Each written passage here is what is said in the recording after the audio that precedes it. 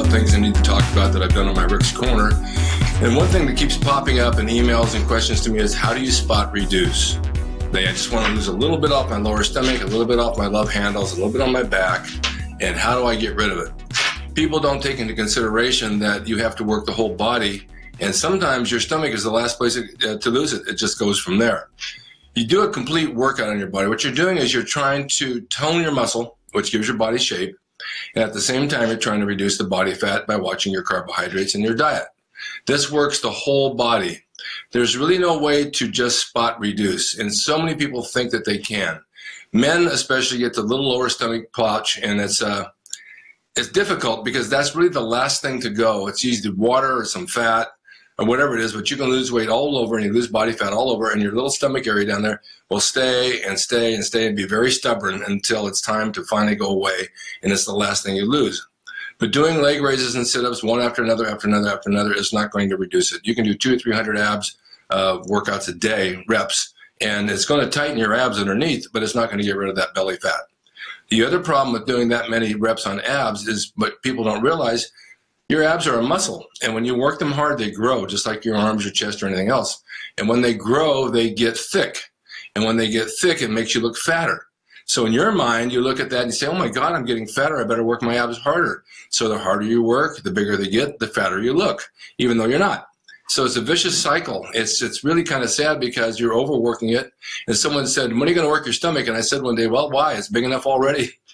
I don't need to work it. I worked my abs for years as a kid, pretty hard, and I had really good abs. I had an 8-pack, not a 6-pack. But my abs got thick, and they would protrude. And someone says, oh, you got a big belly. I said, no, I don't have a big belly. It's just abs. And if you look at the bodybuilders today, some of the big guys, 280, 300 pounds, their abs stick way out. They're big everywhere, but they stick out. They're not fat. They have abs, but the abs are sticking way out there. A lot of that's from what they take as well, but I mean, it's still a muscle, and it's going to grow. The other thing I see people do is take dumbbells and do side bends from side to side to side to side, many reps with a heavy weight. Now, that's not going to reduce your obliques, and your obliques are what average person calls love handles. How do you get rid of those love handles? That's all diet as well, and the problem by using side bends with dumbbells is they're a muscle as well, so they get bigger, and your waist gets wider and wider and wider, and what people don't realize is that by working it, they're doing more damage than they are good. And I've told people in the gym, don't do those side bends. What are you doing it for? It's going to make it even thicker. So I would eliminate those right off the bat. The other thing is they'll take a stick and they'll twist. Okay, twists are okay, but it's not going to reduce your waist. It's just going to tighten all the muscles around your waist, and it's okay if you want to keep them hard, and it's going to keep them hard. But leaning out is basically all diet, and that's what I've said over and over again. I'm just trying to see if there's any questions here. Planking, yeah, plank's good. It's all good, that type of stuff, but that's not building muscle. That's just working as far as toning the muscle, and toning the muscle is what gives you shape and gives you diet, or gives you a lean, hard look. Diet. Somebody says, of course, it's all diet. We know that. No, there's not too many comments about that kind of stuff. The other thing is liposuction. I know a lot of people who've had it. It's good for that area. It will remove the fat cells from your stomach if that's what you want. But that doesn't mean you can go eat anything you want to eat, because you will store fat in a different area. When you lose body fat or you're training down, your fat cells stay there. They are always going to be there. What they do is they shrink down and they get smaller and smaller and smaller until you look good and you look lean and hard. What keeps them there is your diet. They're going to stay small until you eat. And when you start eating, those fat cells are going to enlarge and go out again. The problem with liposuction is it does remove the fat cells from that area where you have it, but you get fat somewhere else. I've seen people lose the fat cells around their stomach, and then all of a sudden their lower back and the side of their back gets fat. They start storing fat, especially behind the armpits, behind the shoulder blades. They get fat, especially women when they wear a bra and it hangs over, because the liposuction only takes it off your stomach. It doesn't take it off your body all over.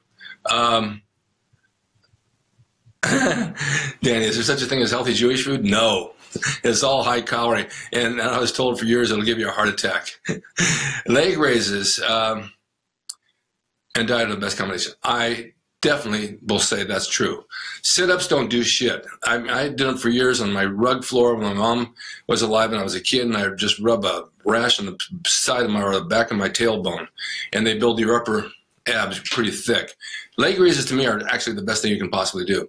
If you can get the straps in the gym and you can hang from them and then cross your ankles and do like 100 reps side to side forward, that will strengthen your abs like no tomorrow. You'll get the hardest, sharpest abs from that, but you got to diet with it. Long distance run, your body's fat cell's worst enemy. I don't know about that. I used to run at the park. I used to run like 4 or 5 miles. And when I would run out, I used to run out the beach. I ended up losing muscle from running. I was just going down and losing not fat only, but muscle and body weight and just shrinking down everywhere. And so I quit doing it. Sprints were actually better because sprints build bigger legs, and that doesn't take away from your arms and shoulders and chest. What is this? Oh, what diet do you feel was your best? I can say there was a lot of diets that worked for me. I think the high protein, low carb, the meat, eggs, and cottage cheese, I've always stressed that, works really well. Steak, eggs, and cottage cheese, and then chicken breast as well. And then I went on a fish diet for a year, just fish and rice and some fruits. And I got really lean on the fish diet. I mean, like real lean, no steak, no beef at all. And then I went back to getting In-N-Out burgers, just how I broke it back in. Those are good diets.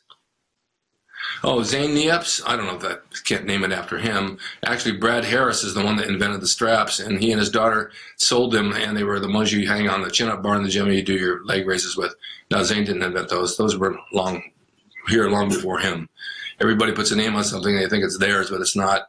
I like to sit on the edge of a bench and do jackknife sit-ups, or jackknife leg raises, I'm sorry, where you bring your knees to your chest, straight out, knees to your chest, and straight out. I do a couple hundred reps of those at the end of my workout. It keeps my abs really hard. And they're hard to do because you have to balance at the same time. Oh, what's the latest you should eat in the evening? I don't know, midnight? That's when you have your ice cream? I was just talking to somebody about that.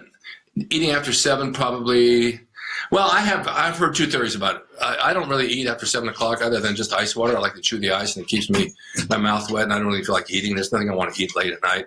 So I do my fiber at night and a branched chain aminos at bedtime. But then I was told that if you eat around the clock 24/7, that your metabolism is always the same, whether you're awake or sleeping, and it's always burning. So it doesn't matter when you eat. If you eat at night, it's not going to make you any fatter. That was an old school method, and a lot of people did it, and they didn't get any fatter by eating late at night. If you follow your diet, I mean, you know, bodybuilding diet started way back in the 40s. And like I said before, it was protein and low carbs. And a lot of the old bodybuilders, I used to see them down at the beach back in the 60s, and they were drinking cartons of cream. Not milk, but cream. And I said before, cream was your energy drink, and then you had your protein with it. Real H. Blair, a lot of you don't know, came out with the Blair's protein back in the 60s. It was a really good protein. Arnold and a bunch of us guys were on it, and you mix it with cream and make it like a pudding. Basically, it was like cream as fat that burns, and the protein builds muscle, and there's no carbs. So that was basically the diet, and then the Zone diet came, and the Atkins diet, the Beverly Hills diet, and on and on and on and on. Everybody put a name on something, and that's the way the world works today. No matter what you have, someone's going to take it and put a name on it. They're going to call it theirs. But it's not true. Just real food is the best thing, and keep your protein high and your carbs low. Breakfast, like I said before, is very important. A lot of people can't eat in the morning. My God, I'm not going to get in my car on an empty tank of gas. I'm not going to go to the gym without food in my stomach because I need food to burn, and I think that's really important. See what else we got here. Oh, you just answered. I just answered your question. You said, "What about the high protein before sleep?" I used to always play a little trick on myself. I envision myself when I go to bed. I had all these little guys inside my body about the size of ants. They had little hammers and chisels, and what they're doing, they're going through my whole muscular, and they're rebuilding all the muscle cells that I've worked out during the day. And then the protein I take at bedtime is the protein they're using to rebuild the cells. So it's kind of like a little funny game, and I just kind of played with it a little bit. But of course, that doesn't happen. It's just kind of fun. 1 hour before sleep, that's all right. Oh, yeah, Zabel. Zabel Kazuski. A lot of people don't know him. He was Joe Gold's best friend. He had the best abs ever. He used to do 1,000 sit-ups every day. Actually, it wasn't 1,000 sit-ups. It was 1,000 Roman chair sit-ups and just rocking back and forth. He'd sit there and read the paper, do crosswords, close his eyes. 1,000 reps every day, and he had great abs. But he also watched his diet really hard. Because I asked him about that once. I said, what is it? I go off my diet on Sundays, and Monday I'm heavy, and then I'm holy water, and then I have to watch my diet all week long. He said, you could go off in the middle of the week and have a couple of things, and then the next day you're on for 2 days, and then have a little something else and go back on your diet for a couple of days. You don't have to be so rigid every day of the week because you'll go crazy. And he was actually right about that. Should you stop the leg raises once your back starts to lift off or bend? I always get sore back doing certain types of abs sets. Well, then don't do them. I don't get that. I know some people do, because your abs and your back are opposing muscle groups, and they can work against each other at times. That's why sit-ups can also hurt your back as well as working your stomach. So if you keep your leg raises and keep your knees bent, you probably won't get the lower back problem. I'd lay flat on a bench press bench, grab the bar behind you overhead with your hands, crush your ankles and the knees to your chest, straight out knees to your chest, and do your reps that way. You can also go side to side, then forward, side to side, then forward. Those are probably the best leg raises ever, along with the ones you do hanging. Those are pretty good. They're pretty similar.